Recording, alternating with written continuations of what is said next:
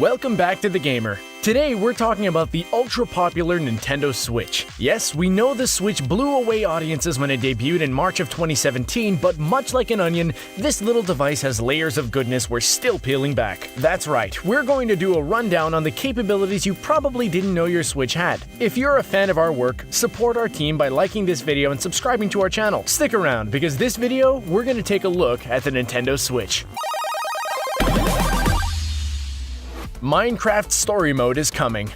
Alright guys, here's one we know you don't know because it was just announced the day that this video was made. Minecraft Story Mode, the complete adventure, will be available in North America August 22nd and Europe later this month. That's right, the ultra-popular gaming system and the top-selling game have finally brought Story Mode to the Nintendo Switch. For those who aren't familiar, Story Mode is, well, the Story Mode version of Minecraft. Players assume the role of Jesse, voiced by Patton Oswalt if you decide to be male, hilarious by the way, or Catherine Tabor if you decide to be female. Additionally, Corey Feldman plays a role, equally hilarious. Anyway, Jesse, your character, embarks on a mission to find the Order of the Stone. Story Mode takes you across the overworld, the netherworld, and lastly, the end. If you're a fan of Minecraft and your Switch, this is a must-buy. We won't get too deep in the details as we don't want to drop any spoilers on you, but you should know what's included. The complete adventure will include all 8 episodes from the first season of Minecraft Story Mode, which is 5 episodes from the original Season Pass and 3 episodes from the Adventure Pass. Frame rate hack.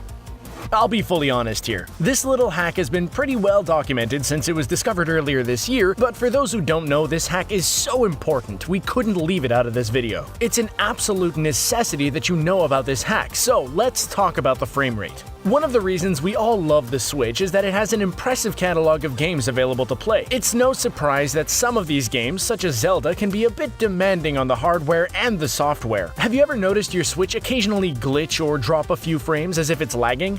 Well, if you weren't playing online and were getting some glitchy dropped frames, we may have a fix for that. This one involves your Wi-Fi. That's right, as with all software, bugs happen, and this one has to do with the Switch scanning for available Wi-Fi networks. Every time the Switch scans for a network, the game glitches. We see this occasionally on some computers, so it's not surprising to see this on the Switch, but the fix is simple. Go to airplane mode or turn off your auto connect.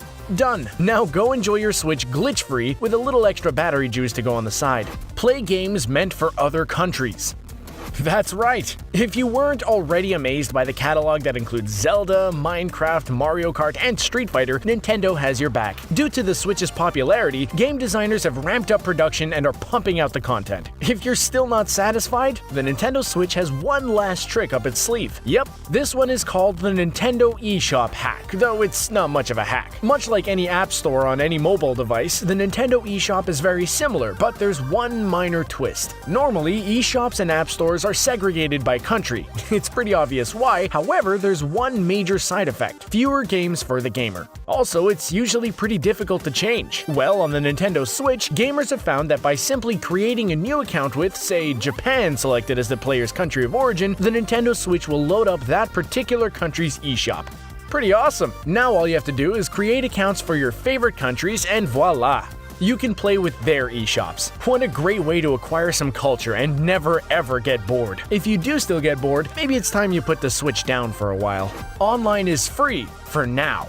For right now and lasting through fall of 2017, Nintendo Switch users are free to play online. The end date hasn't been officially provided, though we know the end is right around the corner. This is interesting because we're right at the crossroads of a new pricing strategy. Going forward, Nintendo has announced that they'll be following the online monthly subscription service for their games. It'll be similar to the Xbox. This'll be extremely annoying. What was once free will soon cost money, but hopefully the money spent to play online will purchase dedicated servers and the online play will be top-notch. However, if you still find this unbearably annoying, there is still one minor workaround. One of the best features about the Nintendo Switch is its local gameplay ability. That's right, 8 Nintendo Switch players can meet up locally, connect, and game. Playing with buddies in the same room, hands down, is always the best way to game. One of the best features on the 3DS made the journey to the Switch, and we couldn't be happier. Until the new pricing goes into effect, we recommend you game and game hard, because it will soon start costing you money. Suspend and resume functionality. That's right, suspend and resume functionality. Have you ever noticed that your Switch is like a phone? As in, a lot like your phone? Clicks on and off, there aren't long boot times, etc. That's because the Nintendo Switch uses an ARM processor instead of the traditional x86 found on Xbox Ones and PS4s. These ARMs are found on most mobile devices, which is why your Switch behaves like a phone. On most traditional consoles, almost every game requires an internet connection to battle, and this is where one of the Switch's greatest selling points comes in. Think about it. The Switch was designed primarily to be highly portable. What does that mean? It means users will likely need the Switch to work without internet connections available. Thusly, one of the Switch's greatest selling points is that, unlike its console counterparts, most of its games are designed to be played without internet. We believe the Switch is the console of the future. The Xbox and PlayStations will eventually get smaller, hopefully to the point where they become easily portable, and hopefully we'll see the ARM chips continue to develop. Although, when you think about where cell phones were 10 years ago to where they are now and where the Switch is, the change is unbelievable. The Pro Controller. You heard that right. We know you know about the Pro Controller. Some of you may even know it as the $70 plastic accessory. Nevertheless, this video is about things you don't know, and we promise to deliver on that. First thing you should know, this controller is a must-buy. If you played with the Switch's standard Joy-Con controllers, you know that they're solid. However, they're not fully prepared for the gaming long haul, if you know what we mean. And that's where the Pro Controller comes in. The rumble pack effect is very strong, excellent vibration, which is what we're looking for in a rumble pack. A nice, firm vibration. It also has NFC, which is a great way to connect to the Switch. If not, at least there's the consolation that your hard-earned dollars won't become technologically obsolete relatively soon. And lastly, perhaps you did know about the aforementioned, but did you know about the hidden message? Yep, on the right joystick, when pressed downward fully, a hidden message reads, "Thanks to all game fans." We can appreciate that. After all, we did just spend $70 on a piece of plastic that just so happens to be amazing. Many agree that it was money well spent. Hidden Facebook. As we all know, the Switch does not have an internet browser. Many have lamented this fact, while others remain hopeful that such a feature will be introduced soon. However, as with all operating systems, the Switch has got a flaw. Many thanks and shoutouts to our fellow internet sleuths for cracking the case. While we don't have the full internet browser, we do have access to Facebook, which for many is good enough. Follow along. What we do is head over to the user settings, then tap Posting to Social Media, and bear with us, tap Link. Tapping Link will take you to your Facebook login page, and from here, you can navigate to all your Facebook needs. Based on this flaw, we know that there are other loopholes available. There has to be. This problem is so common we find it on most mobile apps. Given the volume of data on the Switch, we're certain another loophole exists. Question is, who's gonna find it? If it's you, or you've just found it, post in the comments section below and tell us about it. I'm sure there are plenty of people who'd love to turn their Switch into their do-it-all machine. Keyboard compatible.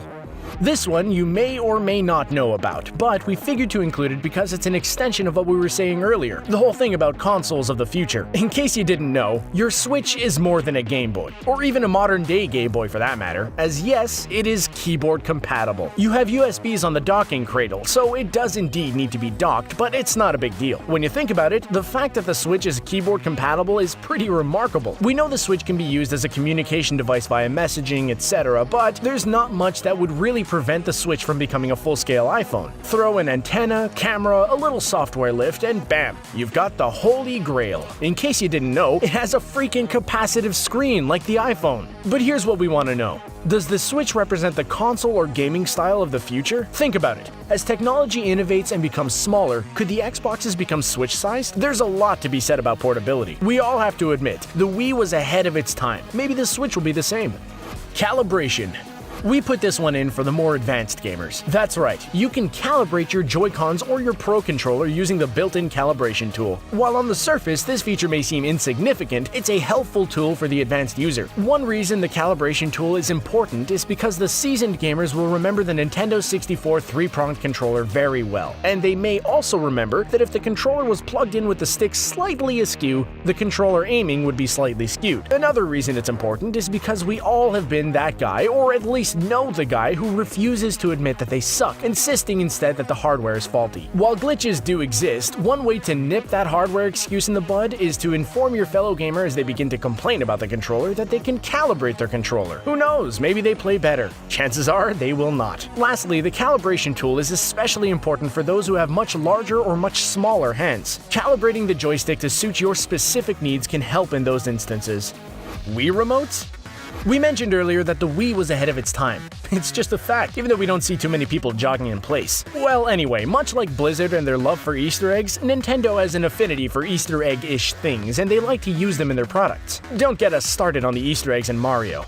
Endless. However, one example of this on the Switch was the hidden message of the Pro controller that we told you about earlier. Another would be the fact that the Joy-Con remotes can also be used as Wii remotes. Granted, these were cracked by World of Goo and they were using the remotes only to control the pointer on the screen, but you have to ask, why would the Joy-Cons have this functionality? The controllers pair via Bluetooth or NFC. Why would they have the pointers? Since the hack works without the TV bar, we believe Nintendo's spatial awareness tech has improved exponentially, that's all. Whatever the reason, we think it's pretty cool. Much like the Wii maintaining relevance, we can only assume the Switch is similar. We bet Nintendo's next product will have some sort of reference to the Switch. Well, that's it for us. What did you think? Did we make any embarrassing blunders? Let us know in the comments section below. We think the Nintendo Switch is pretty incredible. But tell us what you think. If you enjoyed this video, check out similar ones in our channel playlist. Like, subscribe, and thank you for watching.